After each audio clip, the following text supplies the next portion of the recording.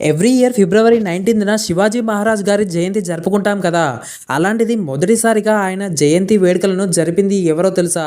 1870లో మహాత్మా జ్యోతిరావు పూలే గారు పూణేలో శివాజీ జయంతి వేడుకలను ప్రారంభించారు. 1869లో ఆయన రాయగఢ్ కోటలో చెట్ల పొదల మధ్య దాగి ఉన్న శివాజీ మహారాజ్ గారి సమాధిని కనుగొన్నారు. దానిని శుభ్రం చేసి పూలతో అలంకరించారు. ఆ తర్వాత పూణేలో జరిగిన ఒక సభలో శివాజీ జయంతి జరపాలని నిర్ణయించి ఆ రోజుల్లో కేవలం 27 రూపాయలు కలెక్ట్ చేసి మొదటిసారిగా శివాజీ జయంతి ఉత్సవాలను జరిపారు. అక్కడి నుంచి చిన్నగా మొదలైన ఈ వేడుకలు తరువాత స్వాతంత్ర సమరయోధుడైన బాలగంగాధర్ తిలక్ గారు 1895లో ఈ వేడుకలను మరింత ప్రజల్లోకి తీసుకెళ్లారు. ఆయన శివాజీ మహారాజ్ గొప్పతనాన్ని ప్రజలకు గుర్తు చేసి స్వాతంత్ర ఉద్యమంలో ప్రజలను ఏకం చేశారు. అంతటి గొప్ప మహనీయుడైన శివాజీ మహారాజ్ గారి గురించి వింటే ధైర్యం రాని వారు ఎవరు ఉంటారు చెప్పండి.